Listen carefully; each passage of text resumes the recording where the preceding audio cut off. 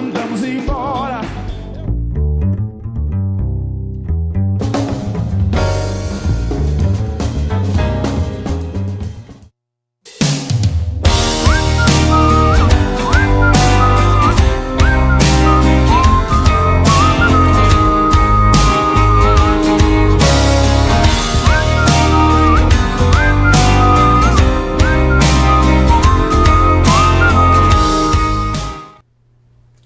Olá meu querido, olá minha querida, muito bom dia para você que nos assiste, seja muito bem-vindo, seja muito bem-vinda a mais um Conversa de Vida, aqui transmitido pela nossa TV Vida.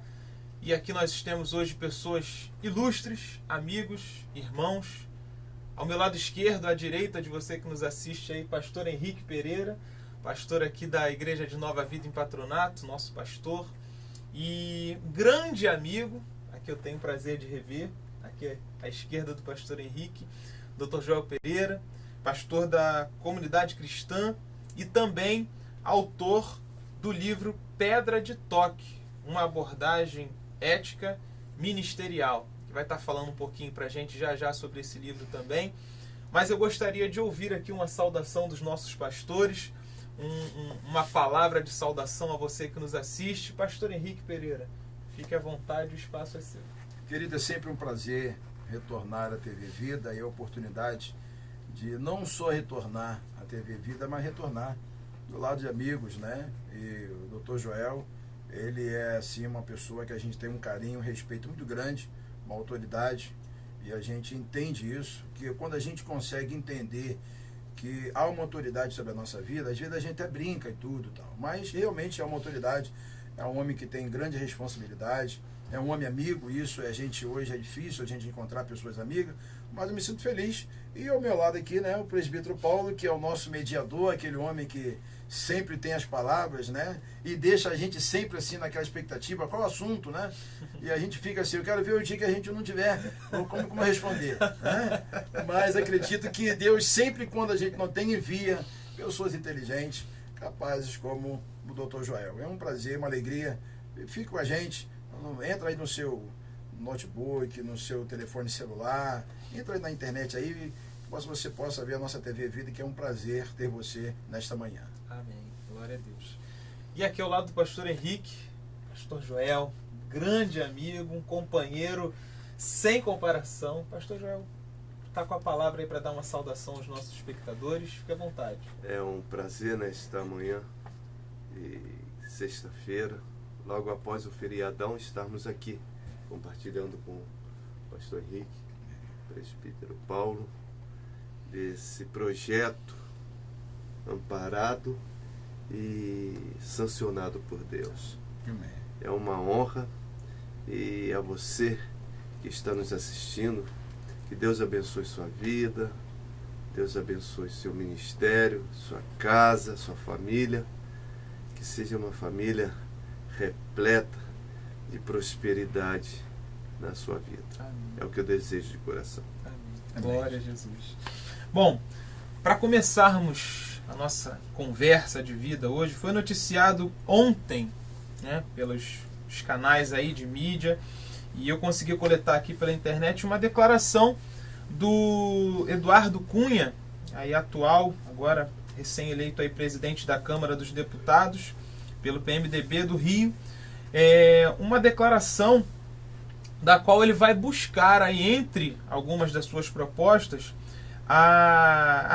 o combate à discriminação da mídia, que a mídia tem exercido contra políticos evangélicos. E segundo a sua declaração, do Eduardo Cunha, essa crítica, essa perseguição, ela agride o Estado laico, né, que é, aí no caso, o nosso país, o Brasil. E de fato nós temos percebido que quando se trata de algum parlamentar, de algum político que se declare evangélico, há sim uma perseguição, há um foco maior, há uma luz que se acende e de certa forma a mídia busca levantar críticas, levantar suspeitas acerca dessa pessoa. Mas o que o Eduardo Cunha tem levantado como argumento em relação a isso é de que se há um deputado, um vereador, seja lá qual for a sua posição política, que se declare sendo de qualquer outra religião, não é perseguido, não é criticado, não é sequer mencionado a sua religião. Aí eu passo a pergunta aqui para os nossos pastores presentes. Será que de fato há essa perseguição, se nós podemos falar assim, dentro desse meio político, quando se trata de pessoas declaradas evangélicas? Ou será que é impressão? Será que de repente não essas pessoas não estão levantando alguma bandeira, não estão deixando margem para que se discuta? E aí eu queria passar aqui para o pastor Henrique primeiramente. Será, pastor, que realmente há essa perseguição ou não? É impressão nossa? Será que o Eduardo Cunha ele se precipitou? O que o pastor acha? Rapaz, mas logo para mim, passar logo o pastor Joel, né? a grande sabedoria, né? E a gente aqui, antes de falar em política hoje, a gente fica, porque na verdade, para falar a verdade, eu não tenho assim, a gente ouve muito a mídia, né? E eu sou muito cauteloso em falar. Nós já tivemos aqui um período, né? Acredito que foi no segundo, logo na segunda conversa que nós tivemos aqui, nós falamos um pouquinho na questão do próprio político, né? E a gente sabe que existem políticos que lutam, que guerreiam, né? Levantam sua bandeira, não discrimina outros, mas levanta sua bandeira no sentido daquela representação. Porque na verdade um político hoje, ele não representa só o seu segmento, né? Se ele fosse representar só o seu segmento, talvez ele não estaria lá na política, porque talvez o segmento dele seja um segmento muito pouco, né, que não levaria ele hoje ser um deputado, um vereador. Então eu entendo até que é difícil hoje, mas para mim não fugir do assunto, né, eu acredito hoje que realmente há uma perseguição.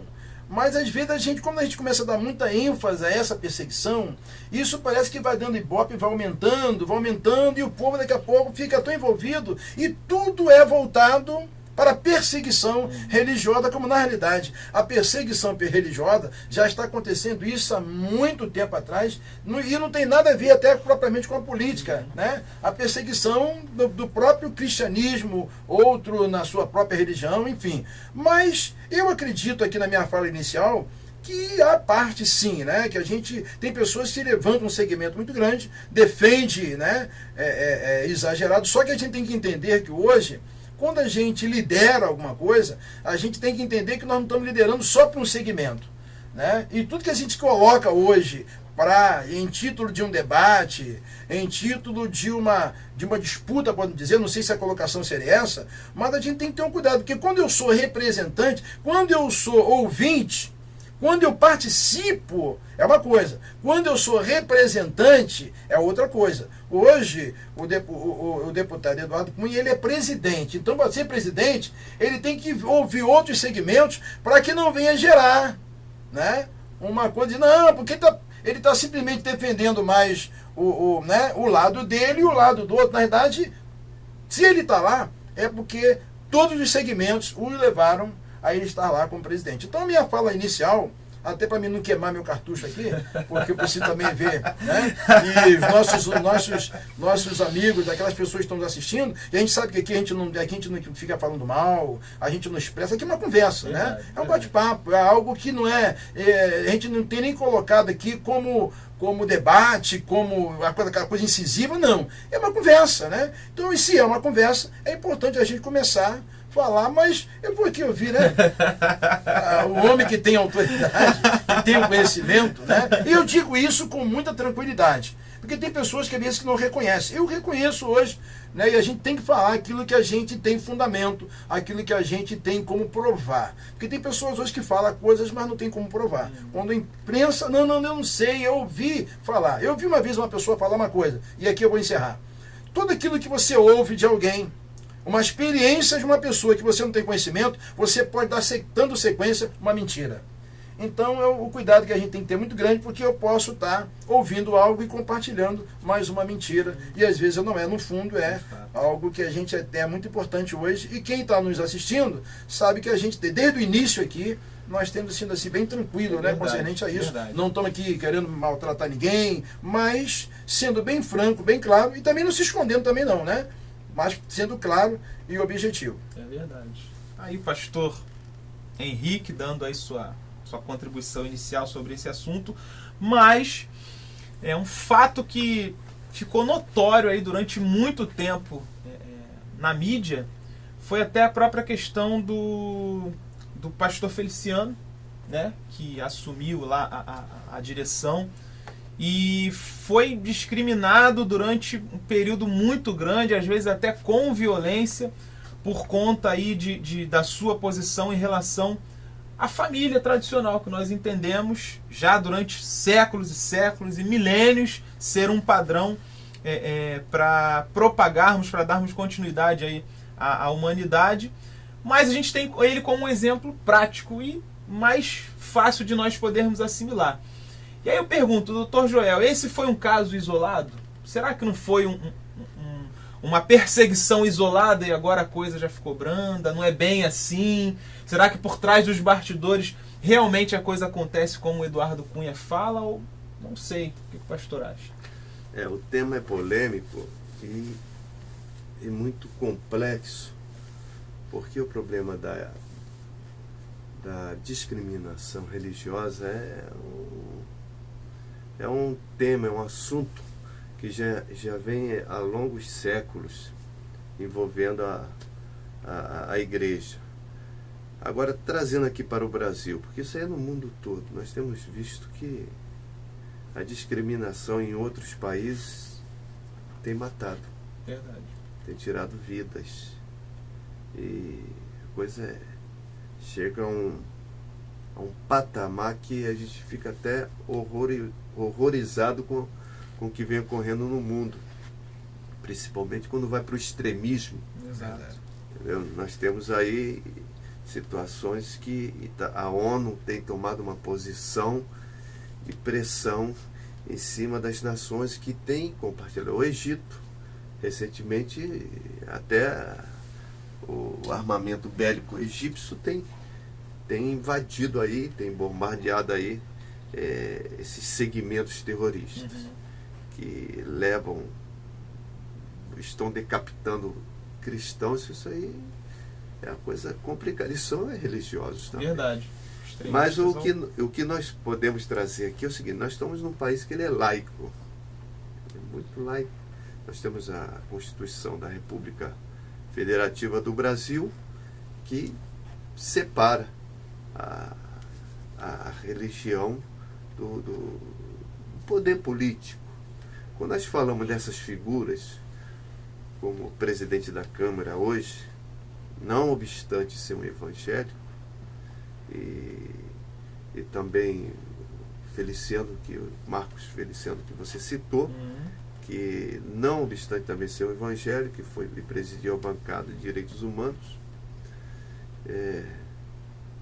e um dos dilemas da época é dizer, como pode ele presidir uma bancada de direitos humanos se ele traz consigo no seu bojo, entendeu? Oratória discriminatória, né? Em relação a outros segmentos religiosos.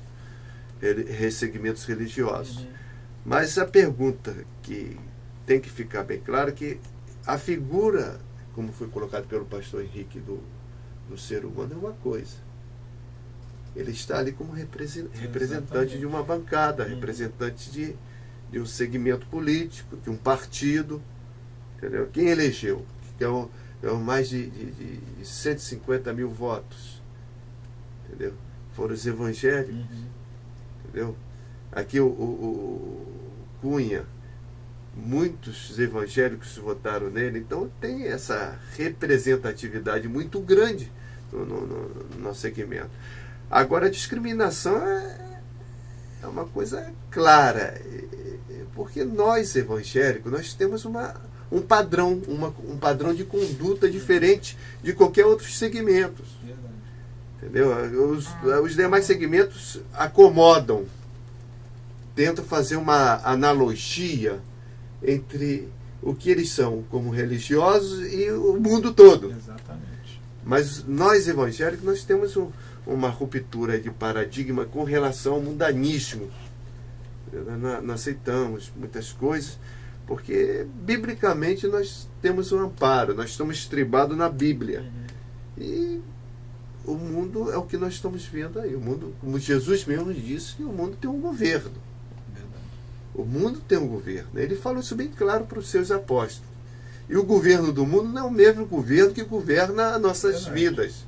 É totalmente, é uma oposição muito grande. Então, eu costumo sempre dizer, nem sempre a maioria, preste bem atenção, nem sempre a maioria está com Deus. Nem sempre na maioria existe o respaldo divino. Ah, mas a voz do povo é a voz... Não é, não. A voz do povo é a voz do povo. É a voz do povo, não é a voz de Deus, não. Entendeu? Não é a voz de Deus. Nós temos a minha posição como evangélico, é essa, entendeu? Eu sou um pastor evangélico, nasci no evangelho como o pastor Henrique também, entendeu? Nós temos um privilégio na raiz, né, pastor? É para poucos, né? Entendeu? Nascer no evangelho, permanecer no evangelho, como o pastor Henrique, como foi meu caso, eu só tenho que levantar as mãos para Deus e agradecer, e agradecer de joelho, andar de joelho, né? Na minha existência, por ter essa oportunidade.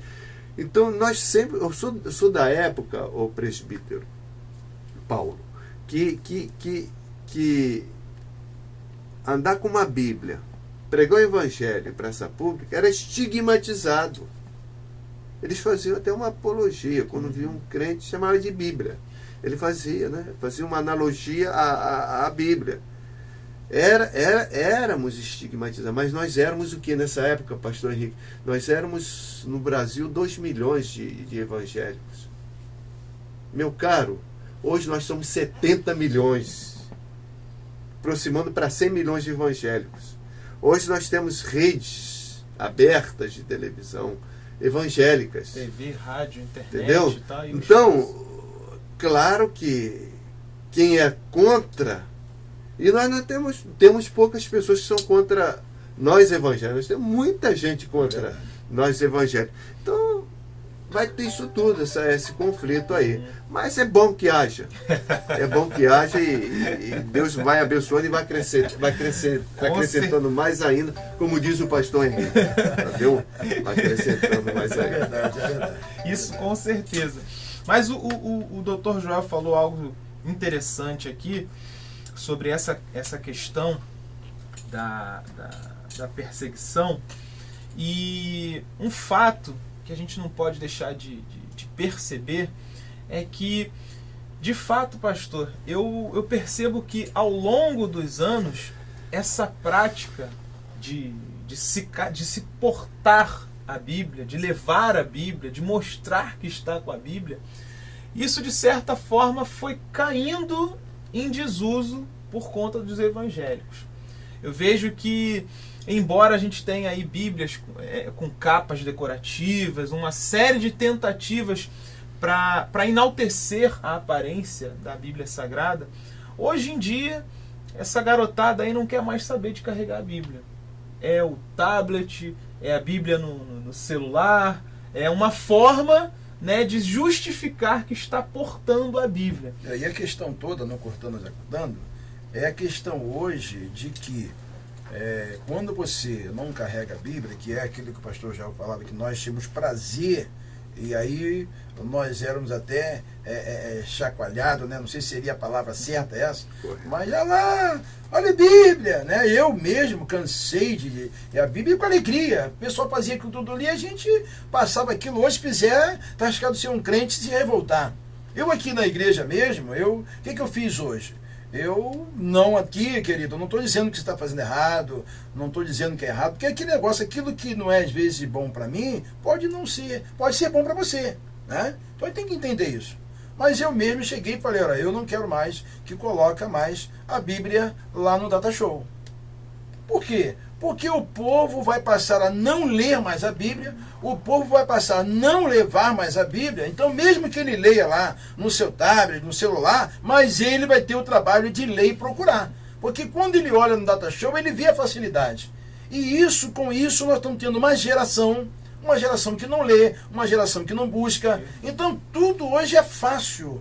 Ah, entrou, o pastor está ministrando a palavra, e vai lá no data show. Aí a pessoa olha, nem procura mais, a pessoa fica ali, maravilha. Aí quer dizer, na igreja vai ter, no local de adoração vai ter. Mas e aí, em outros locais? Fora dali não tem aquela prática, não vai ter. Até Então, pelo costume de estar naquela posição passiva, né? De sempre esperar que o texto apareça diante dos seus olhos, diante da pessoa. E algo interessante que o pastor Henrique está falando aqui é que eu tive o prazer, acredito que os pastores também tiveram, de não venho de berço evangélico, mas me converti ainda já na minha pré-adolescência, e eu tive o prazer de passar pela escola bíblica dominical e naquela classe, né, da qual eu participei, poder ter o meu primeiro contato com a Bíblia, conhecer os livros da Bíblia, saber a história daquelas pessoas que estavam ali fazendo parte daqueles livros.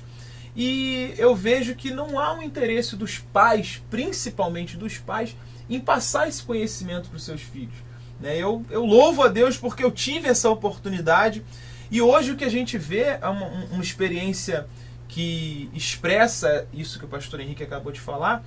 Pessoas com 15 anos, 10 anos de evangélico, você fala assim, abre aí no profeta Ageu. Aí o camarada tá lá em Apocalipse, Hebreus, e tá voltando. Não sabe onde fica o quê, não sabe se é Novo Testamento, se é Antigo Testamento. Aí você, às vezes, tem hora que a gente vai falar assim, olha, queridão, Apocalipse é lá no final.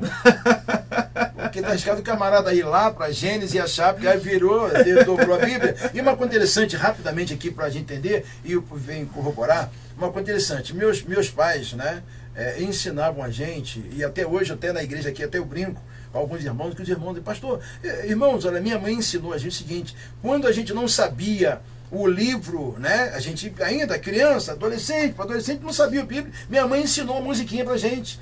E a gente tinha que cantar aquela música numa rapidez muito grande, né? Para que você pudesse achar, né? E aí só um detalhezinho para você. Eu queria ver Marcos, João, aí eu cantava Mateus, Marcos, Lucas, João, Romanos, Coríntios,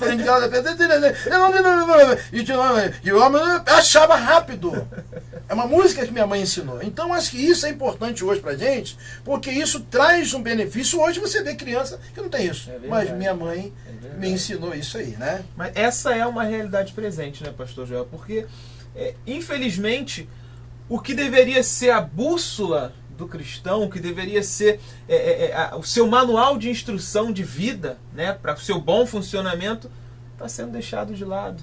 O cristão hoje já não se preocupa tanto porque a gente está vivendo a geração micro-ondas, onde o pastor Henrique até citou isso ontem aqui no culto, né?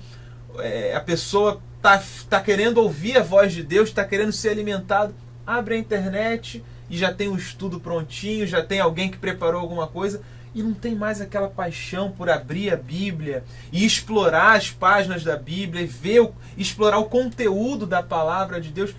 De fato, o pastor tem percebido isso também, pastor João? Essa falta de interesse do povo em buscar a palavra de Deus, o conhecimento, a fonte que deveria ser ali o alimento principal do cristão?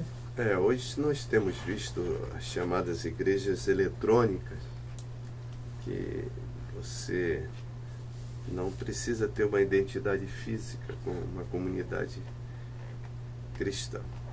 Você, na sua casa, sozinho, você tem esse contato com a igreja. Isso não é bom. Com certeza. Isso não é bom porque eu acho que benditos são os pés que caminham para uma igreja. Benditos são os pés. Eu não estou dizendo que a igreja física ela é a representação de Cristo.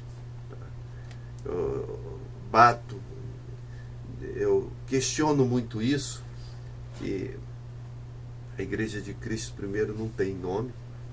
Eu costumo dizer que a igreja de Cristo é igual aquele sorvete italiano, sem nome. Tá? A igreja... me perguntaram, qual é a igreja de Jesus? Eu tive fome e me deste de comer. Entendeu? Estando nu, me vestiste. Esta é a verdadeira igreja de Cristo. Tá? Não tem rótulo. rótulo denominacional. Por isso que eu não sou denominacional. Nem gosto dessa expressão na hora de me dizer quem eu sou. Nós estamos perdendo a identidade com uma verdadeira vida cristã. Entendeu? Sem dizer que qual é a tua igreja, a tua identidade é através de atitudes, não através do que fala.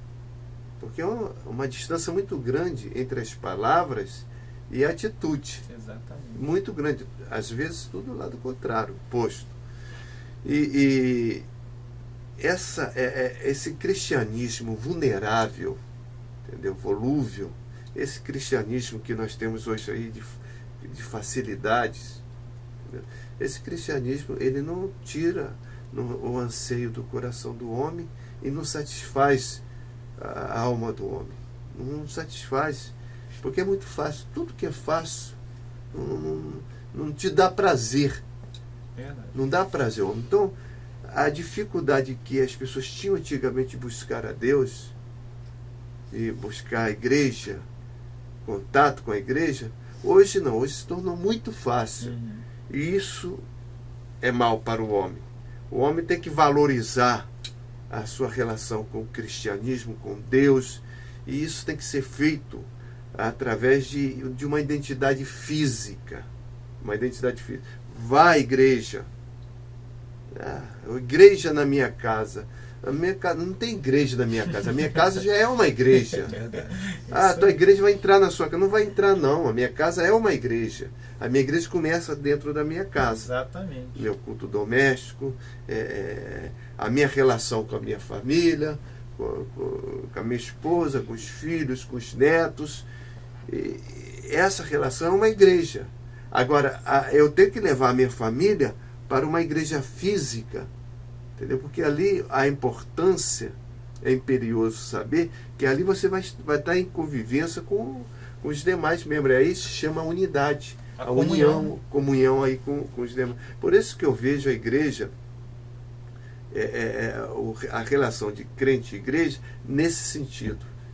Está todo mundo congregado. Tá? Hoje não, hoje a coisa está complicada.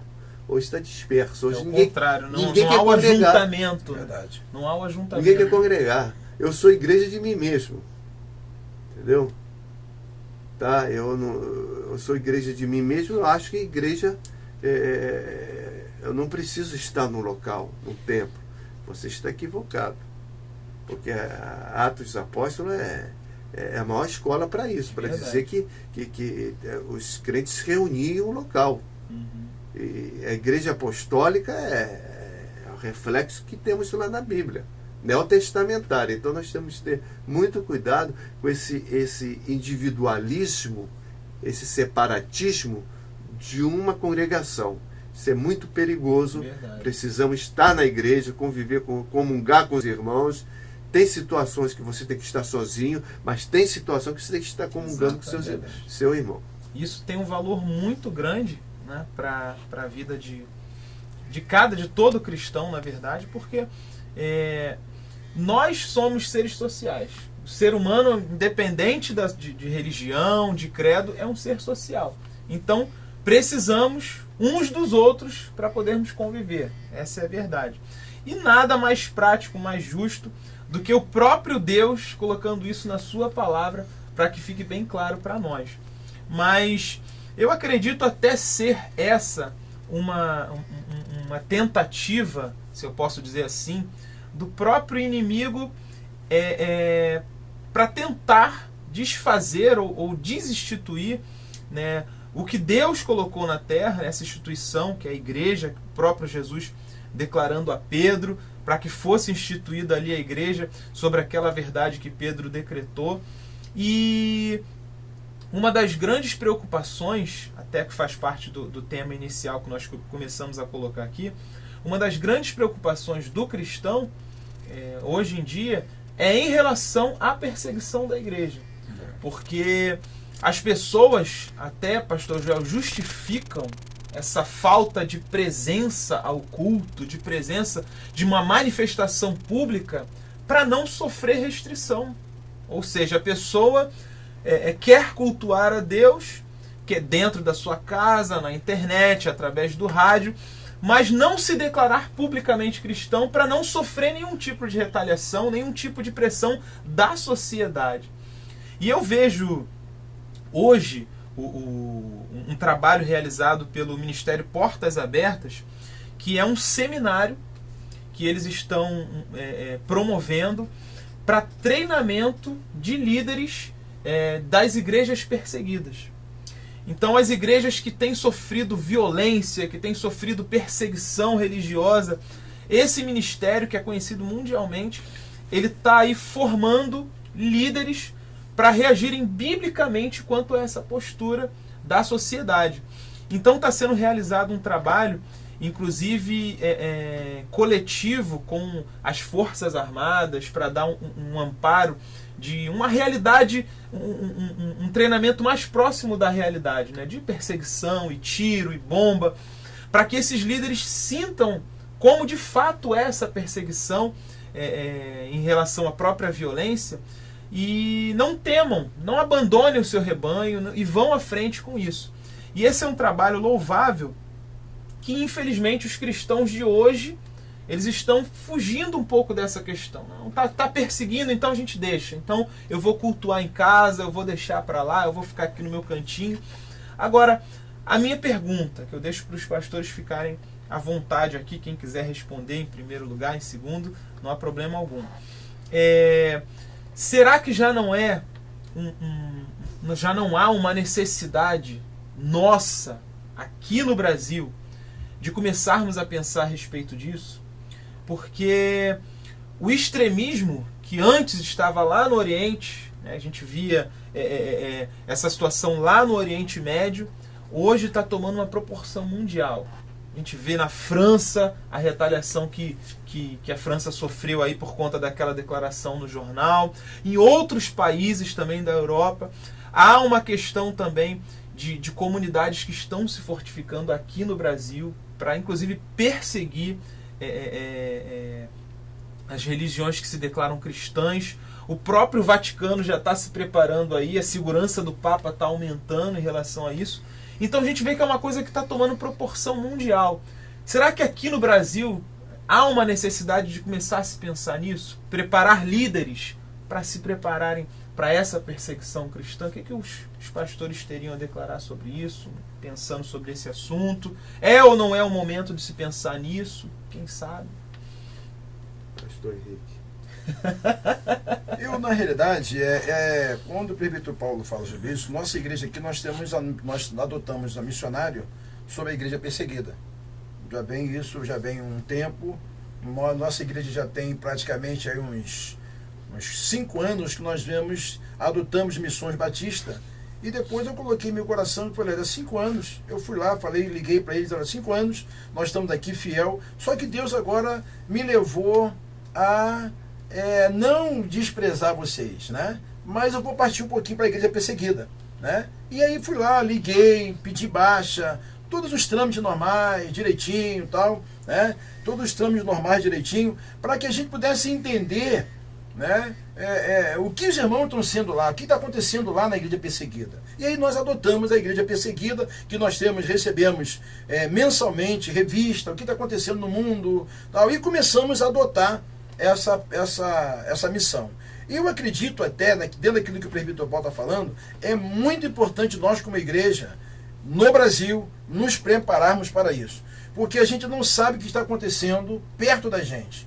Tem coisas que estão acontecendo perto da gente, pessoas que estão se alistando, né? E a gente está aqui, glória a Deus, aleluia, glória a Deus, na verdade não estamos tendo uma preparação. Então eu acredito que nós, não estou dizendo aqui para a gente ficar aqui, né? Porque tudo que você fala, o povo parece que fica, meu Deus, e agora? Não. Nós precisamos, através da oração, através do jejum, clamar do Senhor, buscar, pedir a Deus estratégia, mas nós precisamos nos preparar, porque dias trabalhosos virão, dias de dificuldade virão, e nós precisamos ter essa parte, né, bem segura, para que a gente não venha sofrer retaliações, no sentido de sofrer, nós vamos sofrer, mas que a gente possa sofrer com uma experiência, né? Que a gente possa entender até o povo, que a gente possa ter uma palavra, de trazer uma palavra de salvação para o povo. Então acho que isso é importante hoje, a gente não ficar muito além, muito aquém, né? Não, está acontecendo é lá. E a gente aí no Brasil, a gente está muito acostumado a ficar muito tranquilo, né? Como diz lá o nosso próprio hino nacional, né? Em berço esplêndido, né? A verdade é essa, que a perseguição da Igreja de Cristo é uma realidade. A palavra de Deus nos mostra que os sinais da vinda de Cristo estão se cumprindo. Quanto a isso, a gente não tem para onde escapar. De fato, não há o porquê nós tentarmos tapar o sol com a peneira, mas é uma realidade que nós precisamos falar de púlpito, que Cristo ele está voltando, que Cristo, se você tem dúvida disso, meu querido, a Bíblia está se cumprindo, os sinais dos tempos estão aí. Essa é a realidade, que Cristo vai voltar para levar a sua igreja, para arrebatar a sua igreja. Mas quanto a essa questão da retaliação, da perseguição, nós, como o pastor Henrique falou, pastor Joel, a gente não pode ficar alheio a isso. Ah, não, está acontecendo lá no Oriente Médio. Quando chegar aqui, aí a gente começa a pensar no que vai fazer, se vai acontecer alguma coisa, vamos ver se é verdade, se não é. Não, é um grupo extremista, é algo isolado. Será mesmo, pastor, que é algo isolado, que é uma coisa que está acontecendo momentaneamente, vai se dissipar, ou a palavra realmente está se cumprindo? O que a gente pode tirar disso tudo é o seguinte: o que me preocupa não é o que nós chamamos de cristianofobia, entendeu? Que é a perseguição ao cristianismo no seu todo. E o que me preocupa é o conformismo religioso. Isso que é mais preocupante. Enquanto vem a perseguição, entendeu? Serve como credencial para a busca de uma verdadeira relação com Deus. Isso é verdade. Mas quando as pessoas estão se conformando, tomando status, eu já disse aqui no início, na primeira fala, que eu sou da época, não estou tão velho assim, mas sou da época, que o evangelho era difícil, era complicado ser crente. Entendeu? Hastear a bandeira do evangelho era complicado. Hoje não, hoje é hobby, hoje Tá um na moda, status tá na moda, muito né? grande. Você ser o gospel, hoje não se pode dizer, não se diz nem evangelho, eu sou gospel. Eu vou espiando para tudo quanto é lado. Não, a realidade, Isso é verdade. a realidade é que as pessoas estão perdendo a essência do cristianismo. Não se chora mais na presença de Deus, não se busca mais a Deus com coração, com alma, com contrição, meu irmão. É verdade. Hoje nós não estamos indo para a igreja para buscar Deus, nós estamos indo para a igreja para dar show. Para fazer espetáculo. E quando não há isso, o povo diz: não tá bom. Tem que ser melhor. Tem que ser melhor, tem que ser melhor. Culto bom tem que ter um cantor, tem que ter um preletor de nome. As pessoas estão perdendo a essência, meu amigo. A realidade é essa. Nós estamos vivendo um conformismo religioso. Entendeu? A coisa... Para o diabo, perseguir não é coisa boa para ele, não. Para ele, o melhor é acomodar as coisas. Botar tudo igual. Botar tudo no mesmo parâmetro. Não é isso. A perseguição é uma bênção, meu irmão. Eu sei que dói, machuca, mas é uma bênção porque aumenta, cria os mártires, como criou na época da igreja Exatamente, apostólica. Criou os mártires que fez bombar o cristianismo, que fez Constantino, nos anos 300, colocar a igreja perseguida no trono.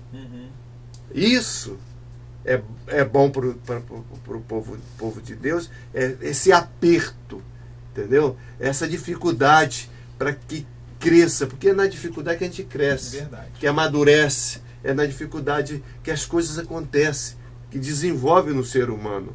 Entendeu? Quando a coisa é fácil, meu irmão, todo mundo vai querer fazer como o pastor Henrique acabou de citar, um pedacinho do poema do hino nacional. Vai ficar em berço esplêndido aí, a coisa não está acontecendo aos seus olhos e para ele está tudo bom. Então não é por aí. A coisa tem que estar difícil mesmo para o homem buscar a Deus. Buscar a Deus, pastor Henrique, mas buscar mesmo. Você já viu alguém bater na porta da igreja quando está na bonança? O caminho é contrário, né? É contrário à porta da igreja. Não vai bater na... Mas quando a coisa aperta lá na casa do fulano... Opa, bate aonde? Quando a morte bate na sua... Tem até um hino da harpa cristã. Quando a morte entrar no seu próprio lar, tu precisa de Jesus. Meu irmão. Então, é a necessidade de buscarmos a Deus que é fundamental na nossa relação com Deus. Verdade. E isso só existe quando o homem vê que as coisas estão difíceis para a sua existência. Aí ele vai buscar a Deus. Agora, seria bom se você compartilhasse com Deus a tua bonança. Mas ninguém quer compartilhar com Deus a bonança. Só quando aperta nem fala o carro. O nome de Deus. Entendeu? É verdade.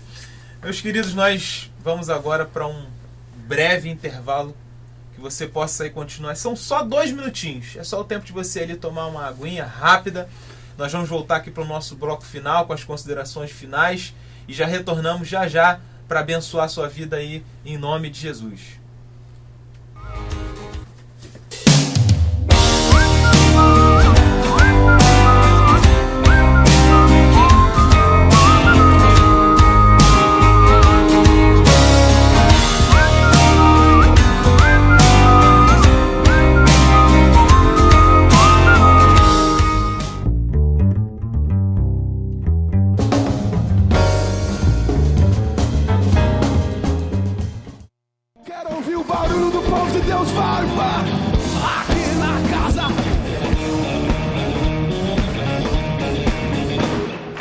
Alegrei-me quando me disseram: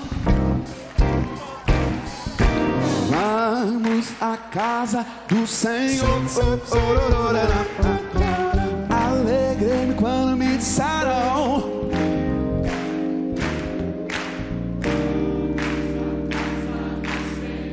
mas tem uma coreografia, todo mundo tem que virar pra lá junto, pra lá, ok? Na galeria também, só toma cuidado com aí, com o corrimão. Consegue batendo palma ainda, segura a onda. Ó. 1, 2, 3, 4. Alegrei-me quando me disseram: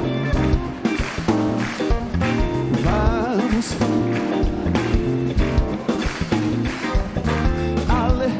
4 palmas, 4, ó. 1, 2, 3, 4. 8 vezes agora. 1, 2, 3, 4, 5, 6, 7, 8. Preparados? Corpo de Cristo que anda em unidade, vamos juntos. Alegrei-me quando me disseram: vamos à casa do Senhor. Alegrei-me quando me disseram: vamos à casa do Senhor. Se o Espírito de Deus se move em mim, eu canto como rei Davi. Se o Espírito de Deus se move em mim, eu canto como rei Davi. Eu canto como rei Davi.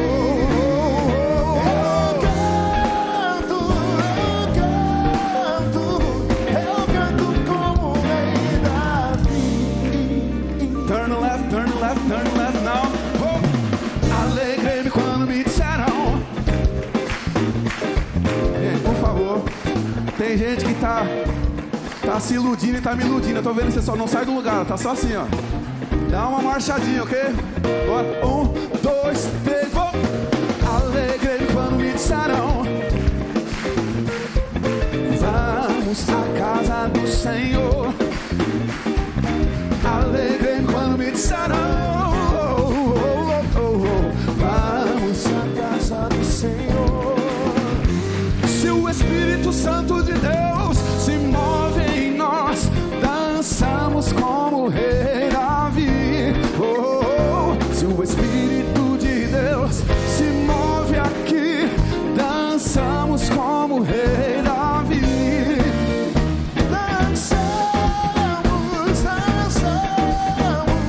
Dançamos como o rei Davi.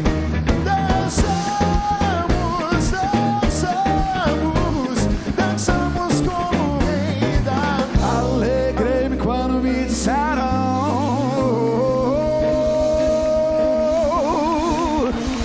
vamos no culto fé na Igreja Batista Lagoinha, dia 25 de fevereiro, adorar ao Senhor.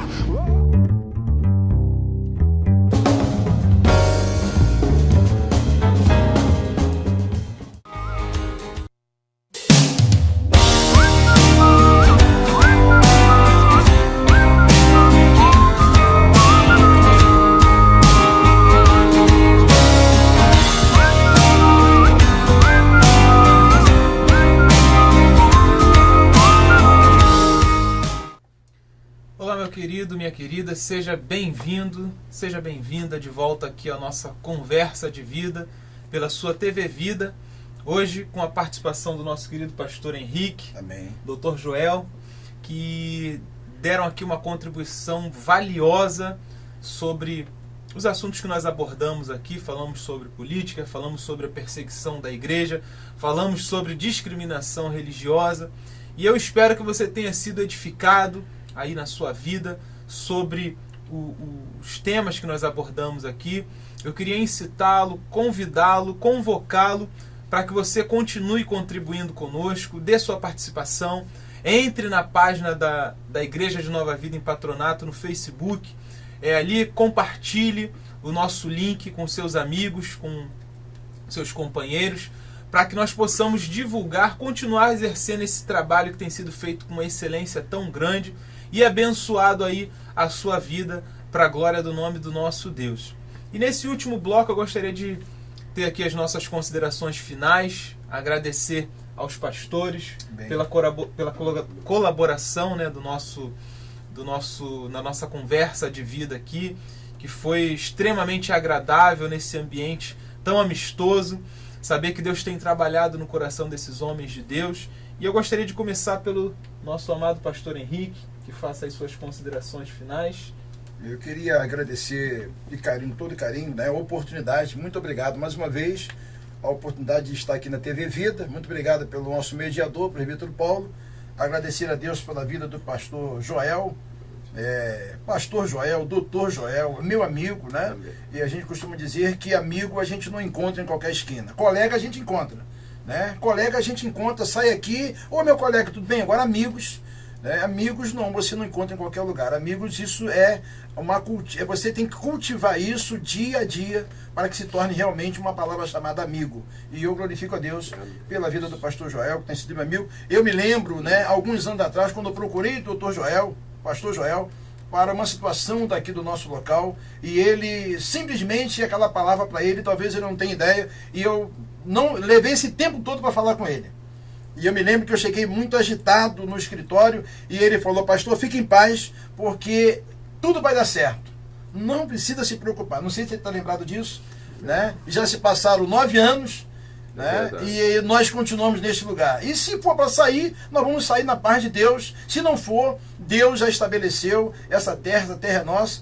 Mas eu quero agradecer aqui com todo carinho a presença do pastor Joel, tem sido amigo nosso, amigo da nossa família, e isso é muito importante. Muito obrigado, pastor Joel, muito obrigado, presbítero Paulo, por essa oportunidade. E você que quer nos visitar, nos dá o prazer, venha participar conosco dos nossos cultos na nossa igreja.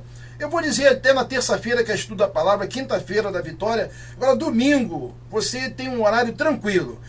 Nosso culto é às 18 horas, das 18 às 20 horas. Você pode vir à nossa igreja e visitar outra igreja, né? Então isso é importante. e eu não estou dizendo aqui para aparecer, mas uma igreja climatizada, você não vai sentir calor, vai ficar bem tranquilo, que Deus abençoe sua vida e dê um dia assim abençoado em Cristo Jesus. Amém. Glória a Deus. Esteve conosco aqui também o pastor e doutor Joel Lima, e eu gostaria desde já, como disse no início, fazer menção aqui ao seu livro, né, intitulado Pedra de Toque, uma abordagem ética. Não é isso, pastor? Uma abordagem ética ministerial. Nas suas considerações, pastor, gostaria que o senhor falasse um pouquinho também sobre o livro, né, que está lançado aí para abençoar vidas, abençoar os cristãos que verdadeiramente querem aí conhecer um pouquinho mais. Então, por favor, uma palavra. Agradeço o pastor Henrique, presidente da Igreja Nova Vida, aqui em Patronato. É um amigo, tem uma amizade com o pastor Henrique, através até da sua própria genitora, nossa irmã Neide, que é uma varoa de Deus, abençoada por Deus. E é como o pastor Henrique falou, amigo a gente conta nos dedos. Verdade. Não tem. E eu tenho essa grande ligação com o pastor Henrique, essa grande amizade, como irmãos em Cristo, com servos, exercendo o ministério. Agora, sobre o livro, muitas pessoas me perguntam por que deste título. Pedra de toque, porque é um instrumento que se usa para ferir, mensurar, entendeu? Uma integridade no ministério de uma liderança. Um líder tem que ser mensurado todos os dias, aonde acertei, aonde eu errei, o que eu devo fazer para melhorar. A nossa vida é uma progressão. Verdade. É uma progressão de erros e acertos. Nós erramos hoje, mas se formos fazer uma introspecção, nós vamos procurar acertar aonde erramos. Esse é o objetivo. Por isso que ele faz uma abordagem ética ministerial, para ver o ministério, porque ministério não é só quem exerce o pastorado. Todos nós fomos chamados para um ministério. Verdade. Entendeu? O primeiro ministério que nós vamos exercer é de servo. E aí vamos servir na obra do Senhor. E para mim é uma honra estar aqui, o presbítero Paulo. Que Deus abençoe. Meu amigo, eu gosto de visualizar o Paulo. Ele é expansivo, é alegre. Que Deus te abençoe, você, meu ouvinte, aqui que nos assistiu, abençoe a sua casa, sua família e te dê um dia muito abençoado na presença de Deus. É o que eu desejo do meu coração. Amém. Glória a Deus. Esse foi então mais um Conversa de Vida. Eu gostaria de mais uma vez fazer aí um convite a você que continue acessando a nossa página na internet, é www.invpatronato.com, e ali você vai encontrar tudo sobre nosso ministério, os trabalhos que têm sido realizados, alguns dos congressos e seminários que nós estamos para realizar aqui nos próximos dias. Inclusive, né, pastor Henrique, no dia 28. Nós estaremos dando início aqui a um seminário falando sobre o livro do Apocalipse. E aí você é convidado nosso, entra lá no nosso site, você vai ter mais detalhes sobre esse e outros trabalhos que nós estamos aí realizando no decorrer desses dias. Então que você tenha aí um dia abençoado, que você tenha aí um decorrer de semana, um fim de semana abençoado para a glória do Senhor, e até um próximo encontro aí com uma conversa de vida em nome de Jesus. Deus te abençoe. Deus abençoe, querido. A paz.